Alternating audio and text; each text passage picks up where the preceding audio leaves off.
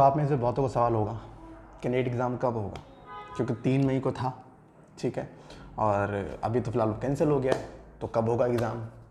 इस वीडियो को आखिर तक देखना। उम्मीद करता हूँ कि आपको इस सवाल का जवाब दे पाऊँ। चलिए दोस्तों, ज़्यादा देर ना करते शुरू करते हैं।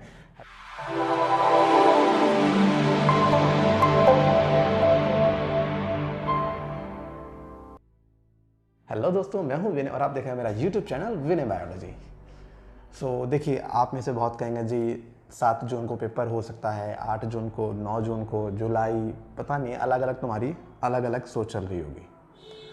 पहली बात, अभी तक एनटीए ने कोई ऑफिशियल अनाउंस नहीं करा है कि नीट का एग्ज़ाम कब होगा, क्योंकि जब तक लॉकडाउन नहीं ख़त्म होगा नीट का एग्ज़ाम तो सवाल ही पैदा नहीं हो सकता कि हो जाए, क्योंकि आप में मास गैदरिंग होती है। इसीलिए तो लॉकडाउन कब तक चलेगा भैया, वो भी कुछ नहीं कह सकते, क्योंकि जिस तरह से अपने इंडिया में ग्राफ देखने को मिल रहा है, तो ग्राफ लगातार बढ़ता ही जा रहा है, और जब तक ग्राफ में डाउनफॉल आना स्टार्ट नहीं होगा तो लॉकडाउन तो ख़त्म होने का सवाल ही पैदा नहीं होता। इसीलिए यहाँ पर जब तक लॉकडाउन ख़त्म नहीं होता हम कुछ नहीं कह सकते कि नीट एग्ज़ाम कब होगा। इसलिए आप कोई भी ऐसे फेक रूमर पर बिलीव मत करें कि पेपर अब है, पेपर तब है, फलाना डिमका। ऐसा कुछ भी नहीं है, ऐसा कुछ अभी रिलीज़ हुआ ही नहीं है कि कब पेपर कब है एग्जैक्टली। अब लोग अपना गैस मार रहे होंगे जून में हो, जुलाई में हो, तो भैया गैस मारने से फ़ायदा नहीं है। अगर मान लीजिए लॉकडाउन बढ़ गया, लॉकडाउन जून जुलाई तक पहुँच गया, तो फिर पेपर कहाँ गया तुम्हारा। तो अल्टीमेटली ये है कि लॉकडाउन पर निर्भर करता है कि कब होगा। अब जिस दिन लॉकडाउन ख़त्म होगा ना, उससे आप 20 से 25 दिन बढ़ा लेना, उसके अंदर आपका नीट एग्ज़ाम हो सकता है, ठीक है। तो यहाँ पे अभी तो कहने में तो कुछ कह सकते हैं कि कब होगा, लेकिन फिर भी कुछ लोग जून जुलाई की प्रेडिक्शन लगा रहे हैं, बट मैं ऐसा नहीं बोलने वाला, वो डिपेंड करता है लॉकडाउन के ऊपर। अच्छा, जो दूसरी बात है जो हम करने वाले हैं कि लॉकडाउन के अंदर बहुतों का शेड्यूल जो है ना वो थोड़ा हिल गया होगा। अब बहुतों ने लेता है कि 3 महीने को पेपर है, 3 मई को पेपर है। अब पेपर तो भैया पता ही नहीं कब है, तो अब कैसे पढ़े। अब बिना डायरेक्शन के आप चले जा रहे हो, पता ही नहीं पेपर कब है, कैसे पढ़े। भैया एक बात और सुनो, तुम में से बहुत सारे बच्चे जो ड्रॉपर होंगे, ठीक है, तुम्हारी जो प्रिपरेशन हो चुकी है अच्छे से, तुम्हें क्या करना है भैया, लॉकडाउन उठाओ फ़ायदा। कैसे फ़ायदा उठाएं तुम्हारे पास जितने क्वेश्चंस हैं, तुम्हारे पास करंटली जितनी बुक्स होंगे, उनके जितने क्वेश्चंस हैं उन क्वेश्चंस को बार बार करो और हर बार करते रहो। अगर तुम्हें नीट में सिलेक्शन लेना है, तो नीट में अगर सिलेक्शन लेना है तो मेरी आपको एडवाइस ये है कि इस लॉकडाउन में बैठ के आपके जो सेगमेंट वीक हैं, फिजिक्स, केमिस्ट्री, बायोलॉजी, उन सारे वीक सेगमेंट पे आप लग जाओ। वीक सेगमेंट पे अगर जो आपका वीक चल रहा है, क्योंकि वीक ही आपको डुबाएगा नीट के अंदर।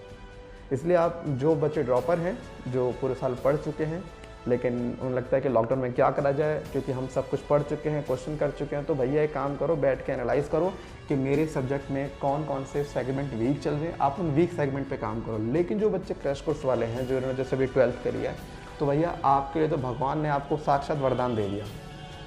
आज तक ऐसा कभी नहीं हुआ कि 12th का पेपर हो गया और 2-3 महीने का टाइम दे रहे पढ़ने के लिए। ये तो आपको एक तरह से एक कहते हैं ना ड्रॉप, एक तरह के आपका छोटा ड्रॉप करवा दिया गवर्नमेंट ने, और बहुत बेस्ट भी है, आपका साल भी वेस्ट नहीं होगा। अब इतने अच्छे गोल्डन अगर अपॉर्चुनिटी को आप जाने दे रहे हो, तो आई थिंक ये आपकी बेवकूफ़ी है, इतने अच्छे मौके को। अब बहुत सारे लोग तो ड्रॉप करने के लिए बैठेंगे, हम ड्रॉप करेंगे। अरे भैया, ड्रॉप पे क्यों जा रहे हो, अभी ऑप्शन है ना तुम्हारे पास, टाइम है ना, ज़रूरी 1 साल लगाना। 365 दिन कम नहीं होते लाइफ के, आप 365 दिन देना चाहते हो उसको। अरे आपके पास मौका भी है, महीने 2 महीने हैं। अगर आपका काम 60 डेज़ में हो जाए तो आपको क्यों 365 डेज़ लगाने पड़े। कोशिश करो कि आपका इसी अटैम्प्ट में हो जाए। जिनका इस अटैम्प्ट में नहीं हो रहा वो आप ड्रॉप आगे के लिए कर सकते हो, बुराई नहीं है, ठीक है, ड्रॉप का कोई दिक्कत नहीं है। लेकिन ये अगर आपके मौका है अभी, तो आप उसमें कोशिश करो ना। तो ड्रॉप वाले तो जो क्रैश कोर्स वाले जो 12th जो कर चुके हैं, उनके लिए मैं एक लाइन बोलूँगा कि आपने 12th की फिजिक्स, केमिस्ट्री, बायो तो कर रखी है, ठीक है, तो उनके क्वेश्चन करो। और 11th में आप कोशिश करो कि जो आपने पहले पढ़ा है 11th में फिजिक्स, केमिस्ट्री, बायो में जो आपने पढ़ा उसको रिवाइज करो। मतलब एनसीईआरटी रीड करो 11th की, 12th के क्वेश्चंस करो। अब क्वेश्चन कहाँ से करें, जब बुक तो हमने परचेज करी नहीं है, और अभी तो क्योंकि लॉकडाउन है तो खैर पॉसिबल नहीं है। वैसे कुछ जगह पे स्टेशन ओपन है ना, बट हर जगह पे नहीं है।